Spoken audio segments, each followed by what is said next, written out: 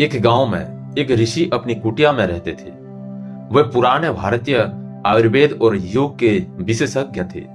लोग दूर दूर से अपना इलाज कराने आते थे। ऋषि आयुर्वेदिक पद्धति और योग से बीमारियों का इलाज करते थे और अधिकांश रोगियों के रोगों को जड़ से खत्म कर देता था। ऐसे ही एक दिन ऋषि के आश्रम में एक व्यक्ति आता है और कहता है कि मुनिवर, मैं पास के गांव का जमींदार हूं। मेरा काम ऐसा है कि मुझे दिन में ज्यादातर समय बैठे रहना पड़ता है। अधिक शारीरिक श्रम ना करने के कारण मेरा मोटापा बहुत बढ़ गया है और तरह तरह की बीमारियों ने मेरे शरीर में घर बना लिया है। मेरे पास घर पर खाने के लिए बहुत स्वादिष्ट खाना होता है, लेकिन मैं उसे खा नहीं पाता। अब मेरा मोटापा इतना बढ़ गया है कि मुझे उठने बैठने और चलने फिरने में भी परेशानी होती है। इसीलिए क्या आप मुझे कोई ऐसा तरीका बता सकते हैं जिससे बिना मेहनत किए भी मैं अपने शरीर को स्वस्थ रख सकूं और इन सभी बीमारियों से छुटकारा पा सकूं? ऋषि ने कहा कि ऐसा भी एक तरीका है। इसके लिए आपको सबसे पहले अपने शरीर में जमा गंदगी को बाहर निकालना होगा और जैसे जैसे आपके शरीर से गंदगी बाहर निकलेगी और आपका शरीर अंदर से साफ हो जाएगा तो आपका वजन अपने आप कम होने लगेगा, त्वचा साफ हो जाएगी और आप खुद को पहले से ज्यादा ऊर्जावान महसूस करेंगे। सबसे पहले आप ये समझ लीजिए कि जब हम कुछ खाते हैं तो जब वो हमारे शरीर के अंदर जाता है तो उसका क्या होता है? सबसे पहले भोजन हमारे पेट में जाता है, जहां वो टूट जाता है। फिर हमारी छोटी आंत में जाता है, जहां से हमारा शरीर भोजन के आवश्यक तत्वों को अवशोषित करता है। फिर बड़ी आंत के माध्यम से ये शरीर से मल के रूप में बाहर निकल जाता है।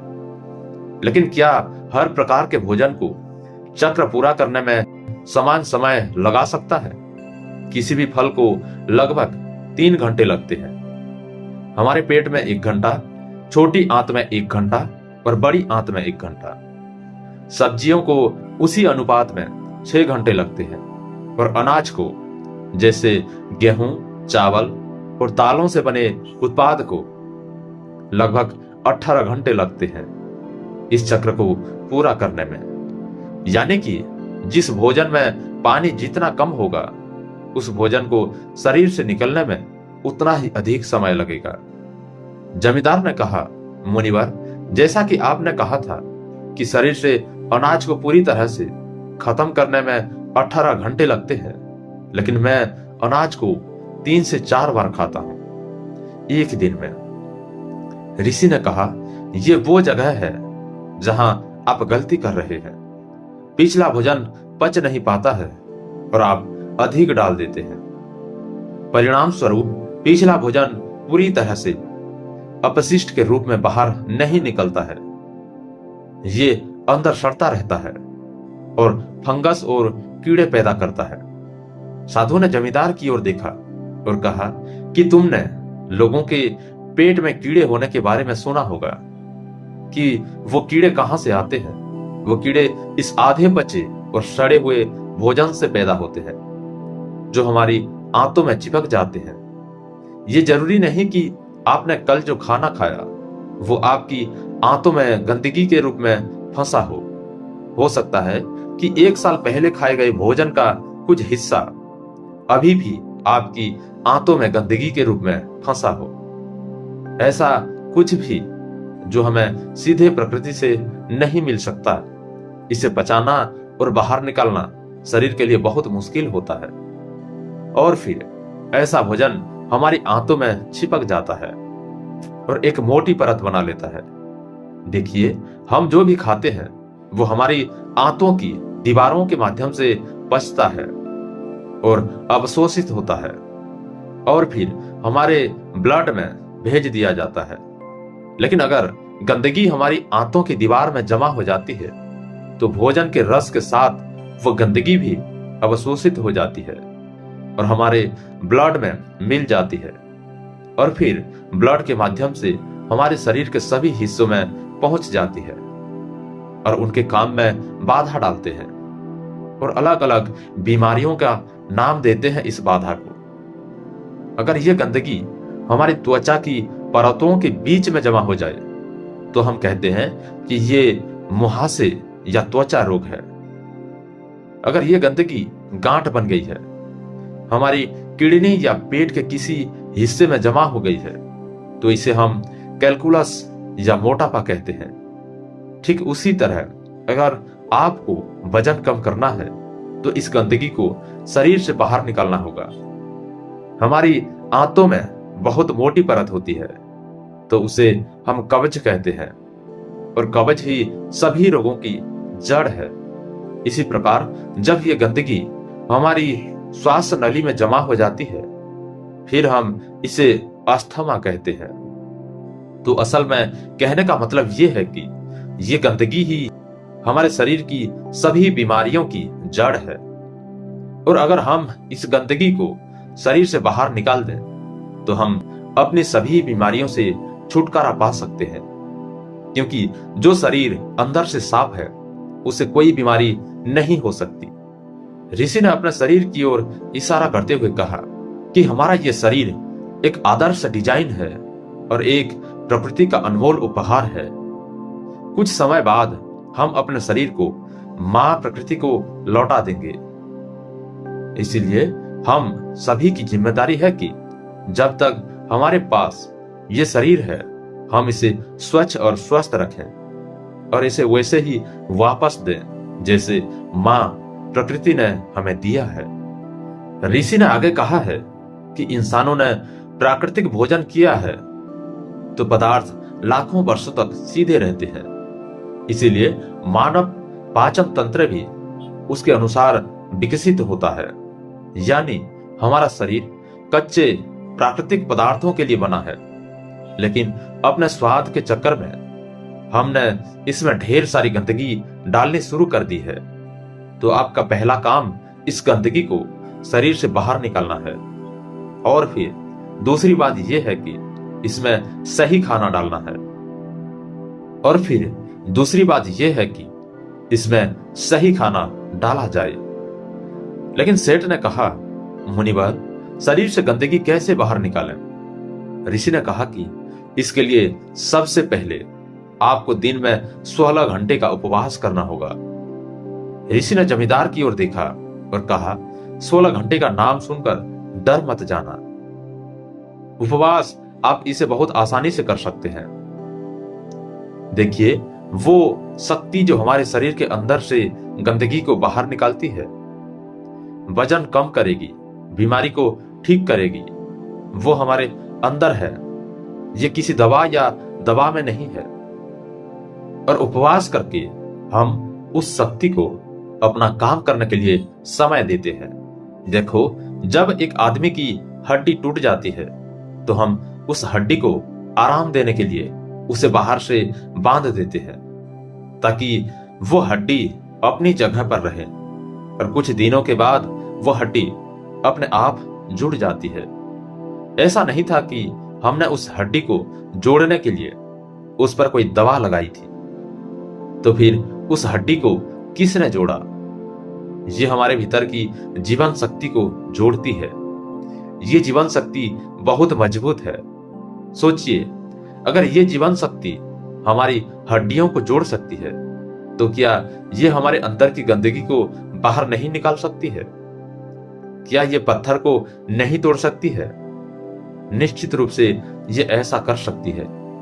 जब जीवन शक्ति ने अपना काम करना शुरू कर दिया है तो ये किसी भी बीमारी को ठीक कर सकता है, चाहे बीमारी कहीं भी हो और कितनी भी पुरानी हो। सबसे पहले आप ये समझ लें कि जीवन शक्ति कैसे काम करती है। जीवन शक्ति एक समय में एक ही काम अच्छे तरीके से कर सकती है, या तो भोजन पचाने का काम या फिर काम पचाने का काम, आंतरिक मरम्मत का या शरीर का उपचार। लेकिन दुर्भाग्य से ज्यादातर लोग हर समय खाते रहते हैं और इस जीवन शक्ति को अपना दूसरा काम करने के लिए समय नहीं देते, क्योंकि जैसे ही भोजन हमारे अंदर जाता है, जीवन शक्ति उस भोजन को पचाना शुरू कर देती है। हमने सुबह नाश्ता किया, जीवन शक्ति इसे ठीक से पचा नहीं पाती, और हमने दोपहर का खाना खा लिया, वो भी पचाता नहीं, वो भी पचता नहीं, और हमने शाम को फिर खा लिया, वो भी नहीं पचता, और हमने रात का खाना खा लिया। इस प्रकार प्राण शक्ति 24 घंटे सातों दिन रात भोजन पचाने में लगी रहती है। उसे कभी भी शरीर की बीमारियों को ठीक करने और शरीर में जमी गंदगी को बाहर निकालने का मौका नहीं मिलना चाहिए। इसीलिए यदि हम चाहते हैं कि जीवन शक्ति हमारे शरीर पर अपना कार्य करे, तो हमें उसे प्रतिदिन कुछ समय के लिए भोजन पचाने का कार्य से मुक्त रखना होगा।